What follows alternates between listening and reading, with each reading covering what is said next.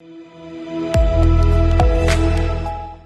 जो काम पिछली सरकारों में 10,000 घूस देके होता था, अब 1 लाख रुपए देके भी होना मुश्किल हो रहा। हम किसी भी कार्यालय में जाते हैं, किसी काम के लिए जाते हैं, किसी भी जगह जाते हैं, हमें 100 रुपए से लेकर के लाखों रुपए तक की रिश्वत के लिए कहा जाता है। बड़े बड़े तबके के लोग हैं, उन पे कार्रवाई हो रही है और किसी की सुनी नहीं आ रही है, चाहे वो सिफारिश हो चाहे कुछ भी हो। ये जो भ्रष्ट अधिकारी होते हैं ये सत्ता के ही पाले पोसे होते हैं। भ्रष्टाचार केवल एक मुद्दा नहीं बल्कि एक तंत्र का हिस्सा बन के उभर रहा है। आज भ्रष्टाचार के ऊपर तमाम तरह की अटकलें तेज़ हो गई हैं। भ्रष्टाचार के ऊपर तरह तरह के तर्क दिए जाते हैं। उसी क्रम में हमें ये भी समझने की ज़रूरत है कि भ्रष्टाचार का जन्म हमारे भीतर से ही होता है। आज अगर किसी भी सरकारी महकमे में जाएं, चाहे ड्राइविंग लाइसेंस हो, चाहे उज्ज्वला योजना का लाभ लेना हो, चाहे अपना आधार कार्ड बनवाना हो, हम अपनी सुविधा के अनुसार पैसा देते हैं और भ्रष्टाचार को बढ़ावा देते हैं। क्यों? ताकि हमें सुविधा मिल सके। अब सरकार कोई सी भी हो अपना कार्य करती है, चाहे मुलायम सिंह की सरकार हो, चाहे अखिलेश यादव की सरकार हो, चाहे मायावती की सरकार हो, चाहे योगी आदित्यनाथ की सरकार हो। अभी हाल ही के दिनों में देखा गया कि मुख्यमंत्री योगी आदित्यनाथ ने एक फरमान जारी करा। उन्होंने कहा कि उत्तर प्रदेश में जितने भी कर्मचारी हैं उनको अपनी आय और अपनी संपत्ति का ब्यौरा उत्तर प्रदेश सरकार को देना होगा और जो ये नहीं दे पाएंगे उन पर कार्रवाई होगी। अब हाल ही में उत्तर प्रदेश सरकार ने तकरीबन 40,000 कर्मचारियों का वेतन रोक दिया और अभी कल ही देखा गया कि उत्तर प्रदेश सरकार ने विजिलेंस टीम ने उत्तर प्रदेश सरकार के 5 अधिकारियों के घर पर छापा मारा, जहां करोड़ों की संपत्ति देखी गई। तो ये वो कार्रवाई है जो उत्तर प्रदेश सरकार कर रही है या मुख्यमंत्री योगी आदित्यनाथ कर रहे हैं। पर समझना ये भी होगा, आखिरकार अगर अधिकारी भ्रष्टाचार में लिप्त पाए जा रहे हैं तो इसमें जनता की कितनी हिस्सेदारी है। वही जनता जो सरकार को चुनकर भेजती है इन अधिकारियों पर लगाम कसने के लिए, भ्रष्टाचार पर लगाम कसने के लिए और तंत्र को बेहतर बनाने के लिए। आइए इसी क्रम में जानेंगे जनता क्या कुछ सोचती है इस कार्रवाई के ऊपर और जनता की क्या राय है, सरकार कैसे कार्य आगे कर सकती है। हम लोग इस समय हजरतगंज में गांधी प्रतिमा के सामने खड़े हैं, जहां लोग तरह तरह के अपने मुद्दों को लेकर आए हुए हैं। अभी हमारे संग काफ़ी लोग जुड़े हुए हैं, अलग अलग धर्म से ताल्लुक़ रखते हैं, अलग अलग संगठनों से ताल्लुक़ रखते हैं। आइए जानते हैं उत्तर प्रदेश के बढ़ते भ्रष्टाचार या फिर घटते भ्रष्टाचार को लेकर क्या कुछ सोचते हैं। आपका नाम? मुर्तज़ा अली। कहाँ से हैं आप? लखनऊ से ही हैं जी। क्या सोचते हैं जिस तरीके से अभी योगी आदित्यनाथ ने एक फरमान जारी करा और जितने भी सरकारी महकमे के लोग हैं उनसे कहा गया कि अपनी आय से अधिक संपत्ति या जितनी भी संपत्ति है उसका ब्यौरा दें। उसके बाद उन लोगों ने अपना ब्यौरा दिया। जिन लोगों ने ब्यौरा नहीं दिया उनके घर पर एक जांच गठन टीम पहुंची। उसने पहुंचने के तत्पश्चात वहां पर कार्रवाई करी और उनकी करोड़ों की संपत्ति अर्जित करी। क्या कुछ सोचते हैं भ्रष्टाचार पर किस तरह की कार्रवाई प्रदेश सरकार की?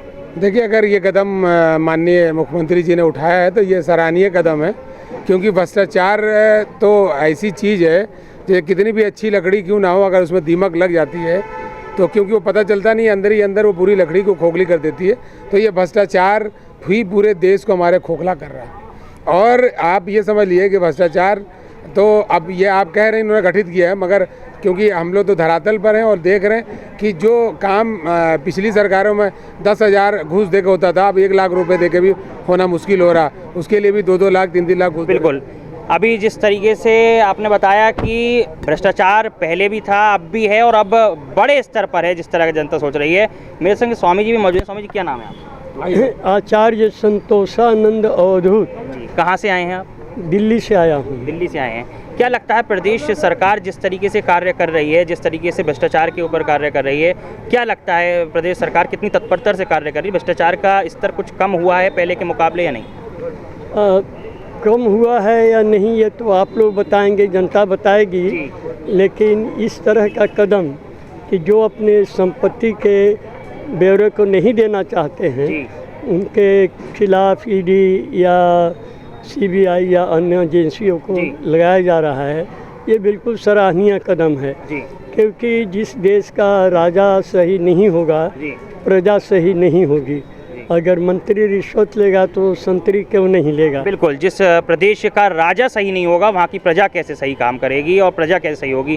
प्रजा यानी जनता जो नेताओं को चुनकर भेजती है, और यदि मुख्यमंत्री के तौर पर योगी आदित्यनाथ ये फरमान जारी करते हैं कि सारे सरकारी महकमे के लोगों को अपनी संपत्ति का ब्यौरा देना होगा, तो एक महिला होने के नाते आप क्या कुछ देखती हैं, किस तरीके से जो भ्रष्टाचार है उसमें कमी आ रही है, क्या लगता है आपको? भ्रष्टाचार में तो कोई ऐसी कमी नहीं आ रही है जी। बाकी भ्रष्टाचार और बढ़ ही रहा है। हाँ, थोड़ा बहुत सुधार कह सकते हैं कि जैसे कि महिलाओं की सुरक्षा, इन सब चीज़ों में थोड़ा सुधार हुआ है। और बाकी जहाँ पहले के मुकाबले, सरकारों के मुकाबले काफ़ी सुधार हुआ है। जी हाँ, पहले के मुकाबले हुआ है। आज महिलाएं सुरक्षित महसूस कर रही हैं माननीय मुख्यमंत्री जी की सरकार में।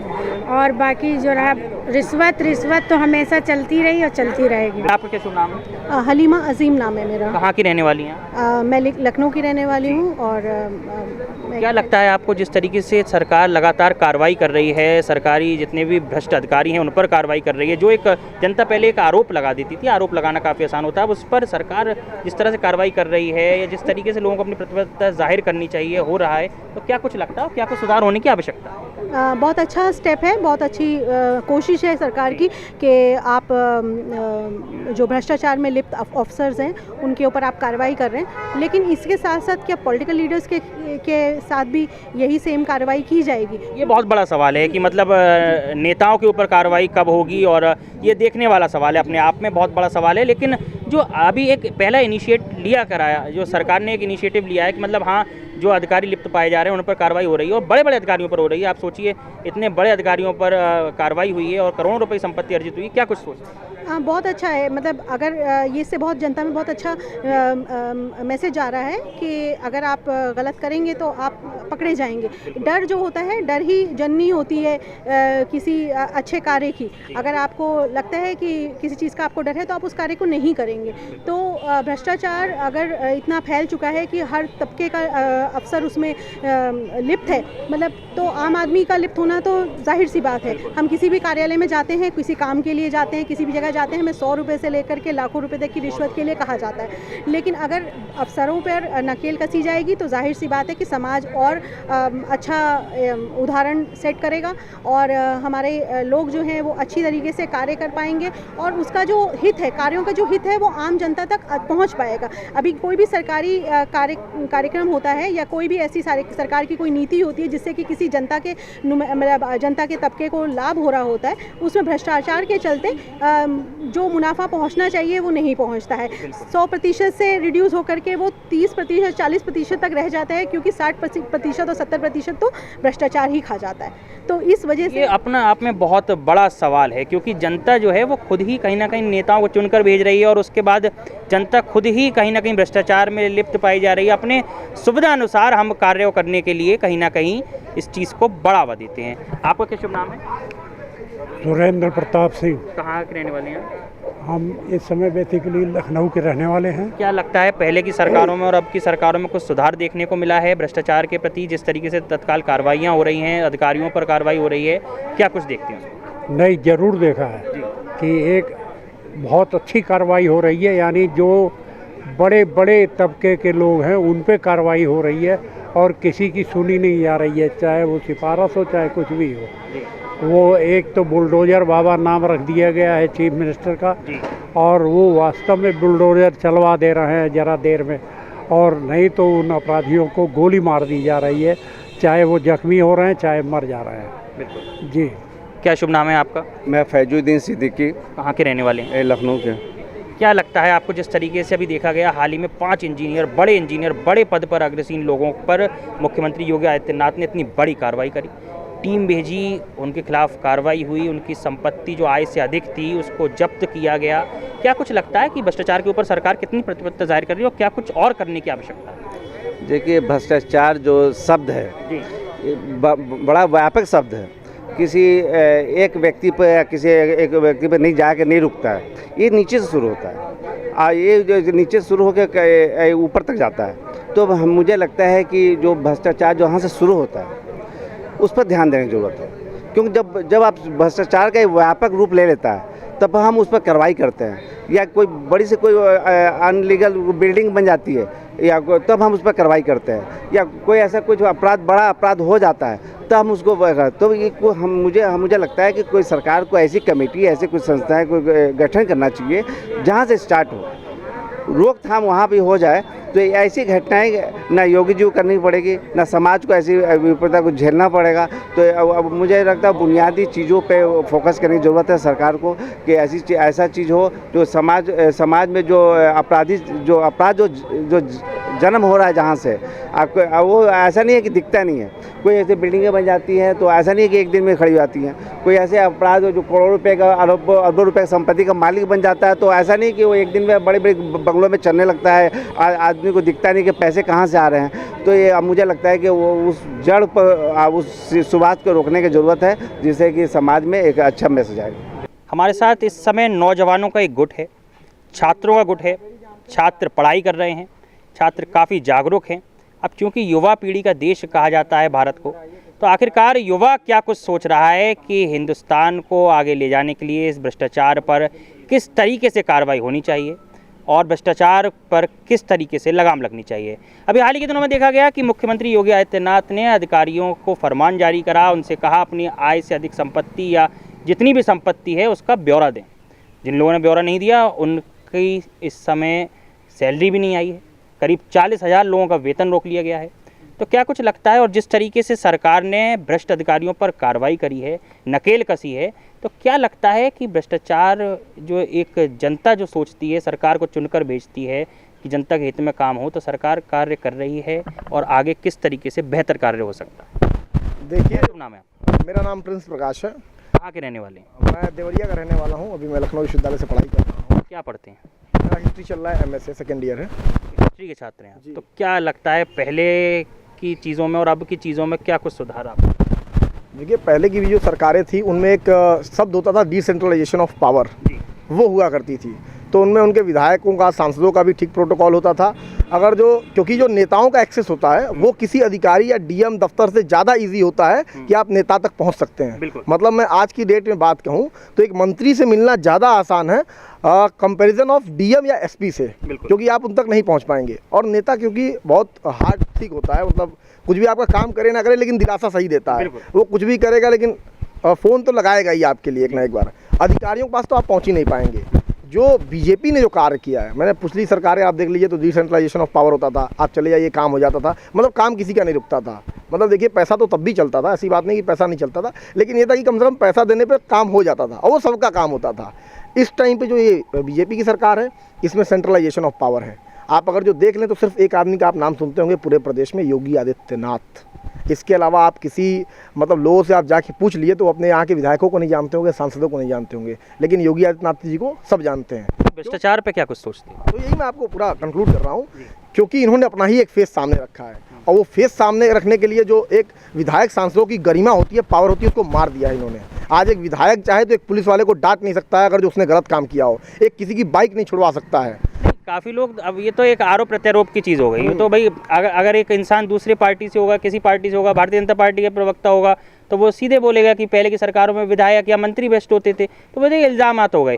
अभी हम एक चीज़ जानना चाहते हैं कि भ्रष्टाचार, अगर आप किसी सरकारी दफ्तर में जाते हैं या आप अपना ड्राइविंग लाइसेंस बनवाने जाते हैं तो पहले एक तय सीमा आपको, एक तय शुल्क आपको देना पड़ जाता था। ये पहले नहीं, अभी भी अगर आपको लगता है तो किस तरीके से सुधार हो सकता है? उन अधिकारियों पर तत्काल कार्रवाई हो रही है। कुछ चीज़ें ऐसे प्लेटफॉर्म बनकर आ रहे हैं जिनके थ्रू आप शिकायत कर सकते हैं, चीज़ें बेहतर हो सकती हैं। और गांधी जी ने भी, चूँकि आज गांधी जयंती दिवस है, गांधी जी ने भी कहा भाई स्वतंत्रता अगर इस देश में है तो गलतियां भी होनी चाहिए, उन गलतियों में सुधार होगा, ये सरकार की जिम्मेदारी होगी। तो क्या कुछ उसको लेके सोच सरकार का ये शुभ नाम है आपका? मेरा नाम अभिषेक है। कहाँ के रहने वाले? मैं जो है सुल्तानपुर का रहने वाला हूँ, लखनऊ विश्वविद्यालय से। मैं पॉलिटिकल साइंस से मेरा मास्टर्स कंप्लीट हुआ है।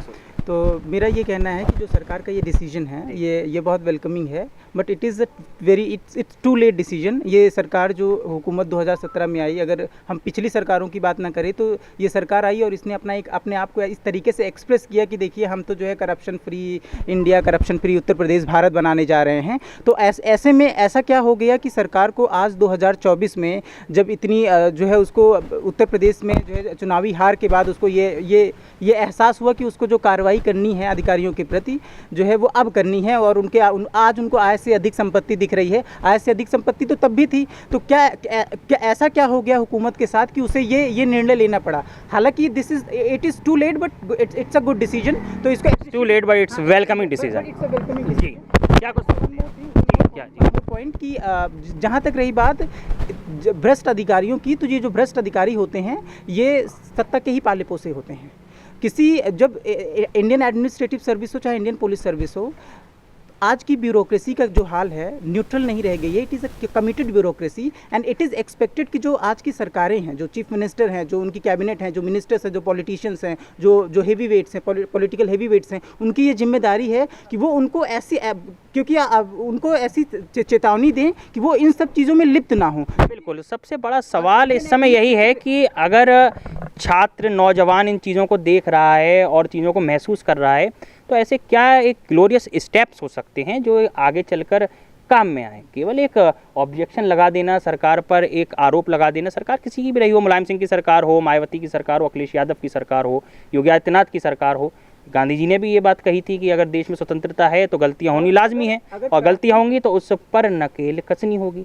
अब अगर सरकार नकेल कस रही है तो वो कितना सराहनीय है, ये जानने का विषय है। जी बिल्कुल। अंकुश चौहान, कहाँ के रहने? हो गया। क्या पढ़ाई कर रहे हैं? ग्रेजुएशन चला लखनऊ विश्वविद्यालय से। क्या कुछ सोचते हैं आप? सोचते हैं कि बात तो सही है, यहाँ पे सरकार अच्छा काम कर रही है, लेकिन सरकार अभी तक ही कहाँ पे थी? 2017 में सरकार आई थी, जब से उन्होंने क्यों नहीं ये सब चीज़ें की? अब आपको जाने से ऐसी कौन सी दिक्कत आ गई जो आप सब ब्रेस्ट को निकाल रहे हैं? ब्रेस्ट हर जगह है, अगर आप लाइसेंस बनाने प्रेजेंट टाइम में जाएंगे तो हर जगह वहाँ पे उससे ज़्यादा पहले जुगाड़ लगाने वाले बैठे होते हैं। बिल्कुल, एक आरोप लगा देना और एक इनिशिएटिव लेना, ये भी अपने आप में काफ़ी देखने लायक चीज़ होती है। Initiative is very welcoming, initiative is very welcoming. मतलब छात्रों का जाहिर सी बात है, छात्रों का कहना है कि अगर रिफॉर्म्स आ रहे हैं और इनिशिएटिव लिए जा रहे हैं तो वो अपने आप में वेलकमिंग है। अब देखना अपने आप में लाजमी होगा कि भ्रष्टाचार का मुद्दा किस और करवट लेगा और कितना भ्रष्टाचार पर सरकार नकेल कसेगी, क्योंकि ये वही सरकार है जो जनता चुन कर भेजती है, अपने मुद्दों को आगे रखने के लिए भेजती है। ये वही नेता हैं जिनको सरकार आगे बढ़ाती है ताकि वो उस जनता से रूबरू हो सकें, उनके मुद्दों को रख सकें। अब अगर जनता को ही त्राहिमाम की स्थिति सामने देखनी पड़ेगी तो ये जनता के लिए बहुत बड़ा सवाल है कि आखिरकार वो चुनाव किसका करेगी। लखनऊ विश्वविद्यालय से ऋषभ सक्सेना, कैमरामैन अपूर्व के साथ सी न्यूज़ भारत।